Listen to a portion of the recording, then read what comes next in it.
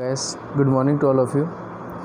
BCom semester 1 CC English communication બિઝનેસની અંદર આપણે મિત્રો યુનિટ 2 એટલે કે ગ્રામરની વાત કરી રહ્યા હતા. ગ્રામરની અંદર આપણો ટોપિક ચાલી રહ્યો હતો તો નાઉનની અંદર આપણે જોઈ ગયા હતા કે કાઉન્ટેબલ નાઉન અને નોન કાઉન્ટેબલ નાઉન, એના પછી કોન્ક્રીટ નાઉન અને એબ્સ્ટ્રેક્ટ નાઉન પણ જોઈ ગયા.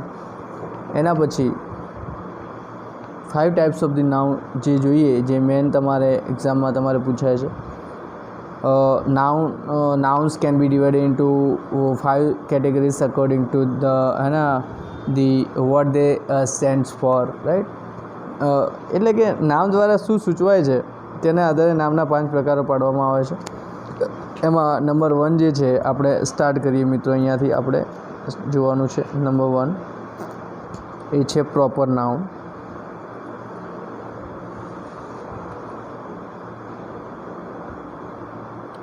એટલે કે વ્યક્તિવાચક નામો.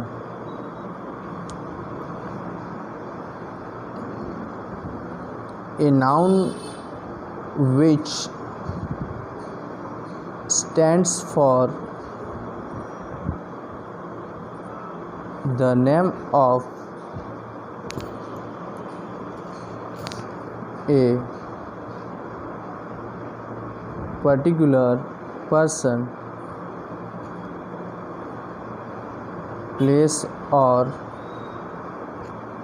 thing is called a proper noun. તો મિત્રો, જે નામ વ્યક્તિ, સ્થળ કે વસ્તુનું સૂચન કરતું હોય તેને પ્રોપર નાઉન કહે છે. બીજા શબ્દોમાં વ્યક્તિવાચક નામ કહે છે. જેવી રીતે કે ગાંધીનગર,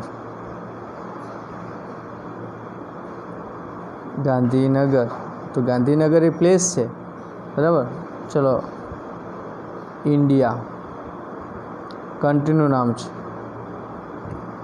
મયંક નામ છે. શિલ્પા ગર્લનું નામ છે. Reliance, right. તો આ બધા નામ જે છે એ કેવા છે મિત્રો? પ્રોપર નાઉન છે. પ્રોપર નાઉનની શરૂઆત કેપિટલ લેટરથી જ કરવાની જે છે મિત્રો, ખાસ તમારે આમાં ધ્યાન રાખવાની છે. એની શરૂઆત જે છે બિગિનિંગ એ હંમેશા કેપિટલ લેટરથી થશે. અને આ પ્રોપર નામ જે છે હંમેશા એક વચનમાં જ હોય છે. એ પણ ખાસ ધ્યાન રાખવાનું કે પ્રોપર નાઉન જે છે આપણે એક વચન કે બહુવચન એ સાથે સાથે જોવાનું છે. તો મિત્રો, આ જે છે એ હંમેશા કેટલા વચનમાં જોવા મળશે આપણને? એક વચનમાં જોવે છે. તેમની આગળ કોઈ પણ પ્રકારનો આર્ટિકલ પણ લાગતો નથી. આર્ટિકલ જે એન ધ જે છે, બરાબર, એ પણ લાગતો નથી. એ ખાસ ધ્યાન રાખવાનું. ચલો, એના પછી નંબર 2 જોઈ લઈએ, કોમન નાઉન.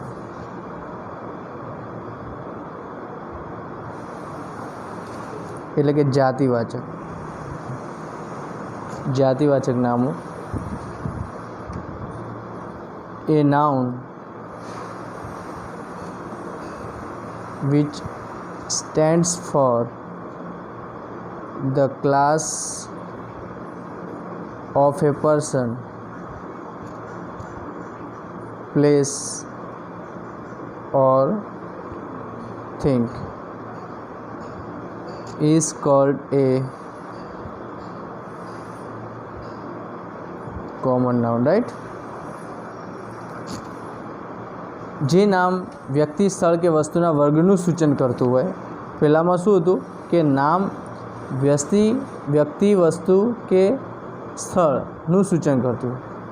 તો આ વ્યક્તિ, સ્થળ કે વસ્તુના વર્ગનું સૂચન કરતું હોય એને આપણે કહેવાય કોમન નાઉન, એટલે કે જાતિવાચક નામ. જેવી રીતે કે રિવર, ગર્લ. પહેલાંમાં છોકરીનું પ્રોપર નામ હતું, જેવી રીતે કે નામ પણ કોનું? તો છોકરીનું. એવી રીતે ચલો, tree, horse, dog, soldier, teacher, બરાબર. તો આ એનો વર્ગનું સૂચન કરે છે. માણસ તો પણ શું છે? ટીચર છે. હોર્સ એનિમલ, ટ્રી વુડ, બરાબર. તો આ શું છે? કોમન નાઉન કહી શકાય.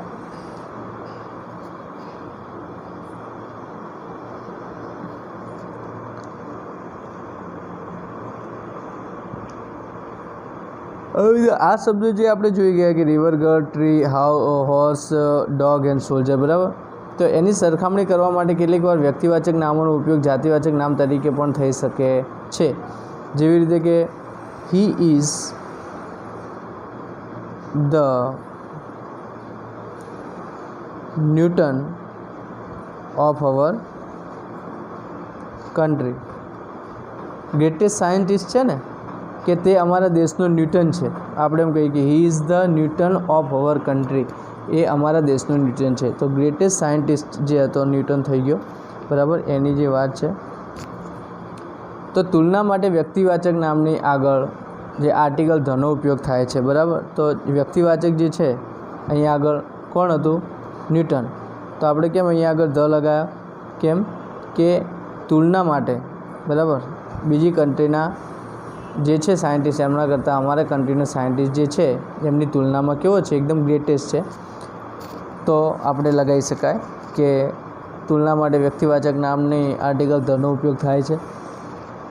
કોમન નાઉન જે છે, કોમન નાઉન એકવચન તેમજ બહુવચન બંનેમાં વપરાય છે, બરાબર. કોમન નાઉન એકવચનમાં પણ હશે, બહુવચનમાં હશે. તેમની આગળ એ એન ધ કોઈ પણ આર્ટિકલ આવી શકે છે. જ્યારે પ્રોપર નાઉનમાં કોઈ પણ પ્રકારનો આર્ટિકલ પણ આવતો નથી અને હંમેશા કેટલા વચનમાં જોવા મળે છે? એક વચનમાં. તો આમાં એક વચન પણ હોય છે, બહુવચન પણ હોય છે અને આર્ટિકલ પણ આવી શકે છે. તો મિત્રો ખાસ તમારે આ કોમન નાઉન અને પ્રોપર નાઉનમાં તમારે ધ્યાન રાખવાનું છે. એના પછી ત્રીજો પ્રકાર જે જોઈએ છે material noun.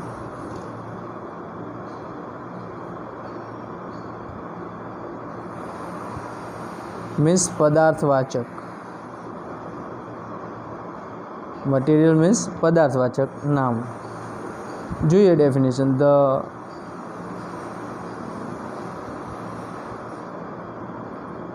the nouns which stands for substance or materials are called the material noun. કે જે નામો પદાર્થનું સૂચન કરે છે. શેનું કરે છે ભાઈ? પદાર્થનું સૂચન કરે છે, બરાબર. તેને મટીરિયલ નાઉન કહેવાય છે. જેવી રીતે કે પદાર્થ એટલે કે ગોલ્ડ, કોપર, સિમેન્ટ, તો આ બધું મટીરિયલ છે મિત્રો. આયરન, સ્ટોન, વૂલ, સિલ્વર અને ટીન, બરાબર. તો આ બધા શું છે મિત્રો? મટીરિયલ નાઉન છે, બરાબર. મટીરિયલ નાઉન એક વચનમાં જ હોય છે મિત્રો. આ પણ ખાસ ધ્યાન રાખવાનું કે મટીરિયલ નાઉન જે છે હંમેશા કેટલા વચનમાં હોય છે? એક વચનમાં હોય છે, બરાબર.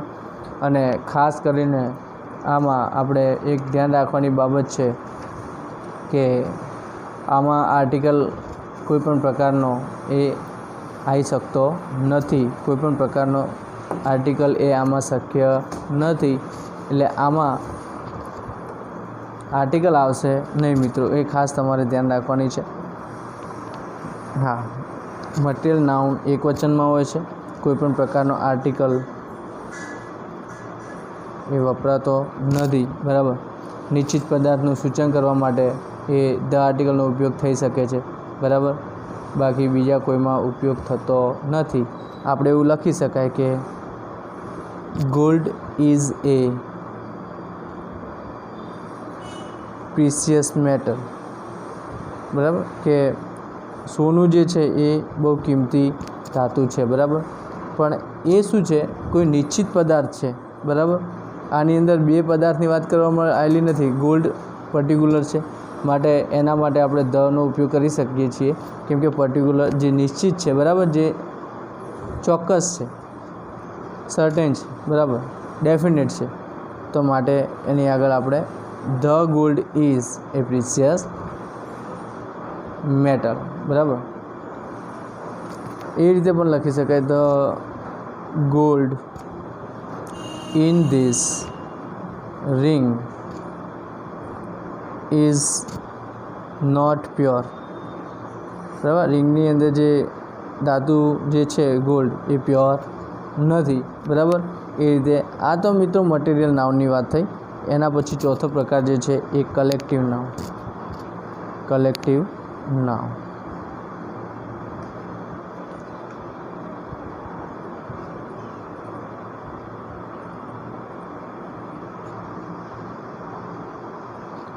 કલેક્ટિવ નાઉનની જે વાત કરીએ તો એનું ગુજરાતી આપણે કરી શકાય તો કે સમૂહવાચક નામ.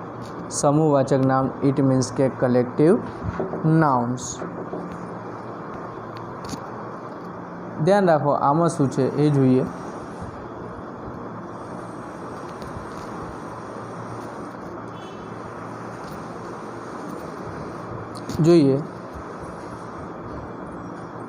a noun which stands for a group of a person or things and is considered to be a single whole is called collective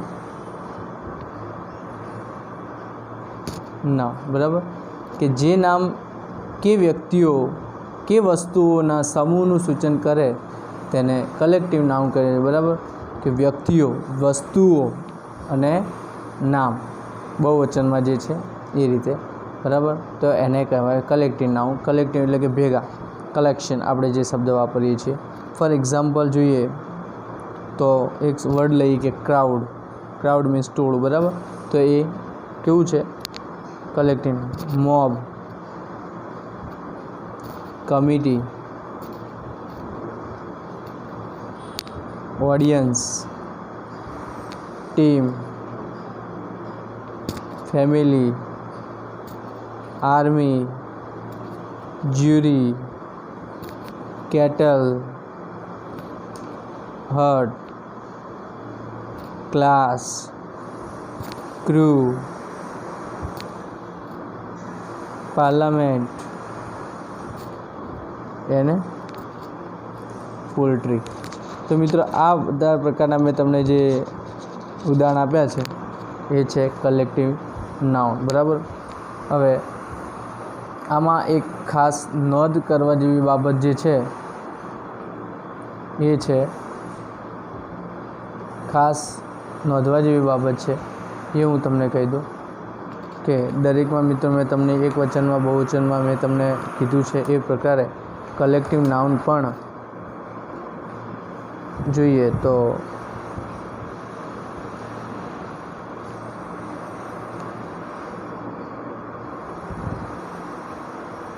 collective noun જે છે બરાબર મોટે ભાગે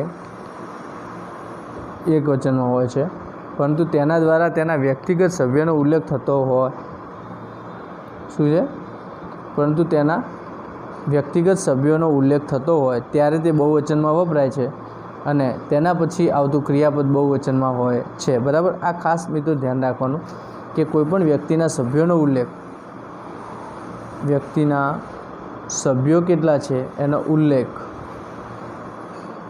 થયો હોય ત્યારે આપણે કેટલા વચનમાં જોઈશું? બહુવચનમાં વપરાય છે. અને તેના પછી આવતું ક્રિયાપદ છે, એના પછી આવતું જે ક્રિયાપદ જે છે મિત્રો બરાબર એ કેટલા વચનમાં જોવા મળે છે? બે વચનમાં, બહુવચનમાં સોરી. તો જોઈએ એક સેન્ટેન્સ કે ધ જ્યુરી વોઝ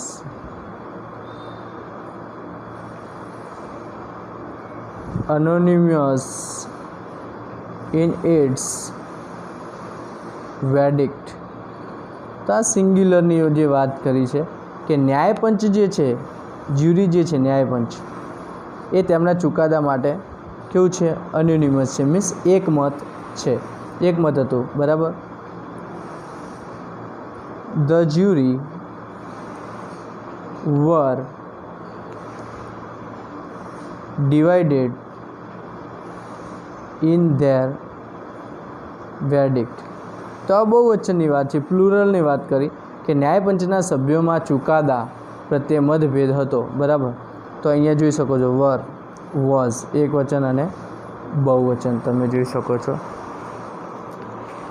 બરાબર. આમાં સભ્યો છે તો એના માટે એક વચન આપણે ઉપયોગ કરીએ છીએ, મોટે ભાગે એક વચન. બરાબર. પણ વ્યક્તિના સભ્યોનો ઉલ્લેખ જે છે, બરાબર, કે જે ન્યાયપંચના સભ્યો જે છે એ ચુકાદા માટે મતભેદ હતો, એમને ક્યાંક ને ક્યાંક મતભેદ જોવા મળે છે, માટે આપણે એ સેન્ટેન્સને શેમાં જોયું? બહુવચનમાં. બરાબર. તો આ જે વાત છે આપણે કલેક્ટિવ નાઉન સેન્ટેન્સમાં જોવા હોય તો જોઈએ કે an army of soldiers, a class of students, a box of cigars,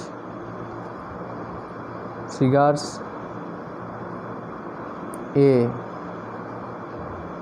bunch of keys. બરાબર. તો crew of sailors, a crew of sellers. તો મિત્રો આ બધા શબ્દો જે છે, બરાબર, એ શું છે? કલેક્ટિવ નાઉનના ઉદાહરણો છે મિત્રો. બરાબર. કે જેની અંદર વ્યક્તિના સમૂહની જે વાત છે, બરાબર, વસ્તુના સમૂહની વાત છે. એના પછી નંબર 5 જે આપણે જોવાનો છે એ છે એબ્સ્ટ્રેક્ટ નાઉન મિત્રો. એબ્સ્ટ્રેક્ટ નાઉન જે છે એમાં આપણે ભાવવાચક નામ જે છે, બરાબર, એ ખાસ જોવાનું છે.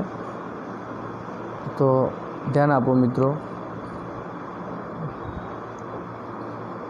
એબ્સ્ટ્રેક્ટ નાઉન એટલે કે ભાવવાચક નામ.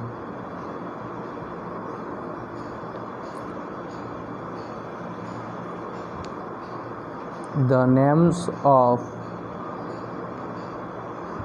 the things or qualities that we cannot see or touch them, but we can feel or think of them. બરાબર. are called abstract noun. મિત્રો આ એબ્સ્ટ્રેક્ટ નાઉન આપણે પહેલાં વાત કરી એ રીતે કે વસ્તુઓ કે ગુણ કે જેને આપણે કોઈ જોઈ શકતા નથી, સ્પર્શી શકતા નથી, પરંતુ આપણે તેનો અનુભવ કરી શકીએ છીએ અને તેના વિશે વિચારી પણ શકીએ છીએ. અને એ વસ્તુઓના નામને આપણે એબ્સ્ટ્રેક્ટ નાઉન તરીકે કે જેવી રીતે કે mercy, patience, honesty, peace, anger, grief, sorrow, pleasure આપણે આગળના ટોપિકમાં વાત કરી છે મિત્રો. બરાબર. તો અગેન મેં આ 5 ટોપિકમાં જે આનો પ્રકાર જે છે એવી રીતે આપણે વાત કરી છે કે એબ્સ્ટ્રેક્ટ નાઉન હંમેશા નોન કાઉન્ટેબલ હોય છે. બરાબર. નોન કાઉન્ટેબલ જ્યારે આપણે ચલાવ્યા ત્યારે આપણે વાત કરી કે એબ્સ્ટ્રેક્ટ નાઉન એ નોન કાઉન્ટેબલ હોય છે, તે હંમેશા એક વચનમાં જ આવે છે અને તેની આગળ કોઈ પણ પ્રકારનો આર્ટિકલ આવતો નથી.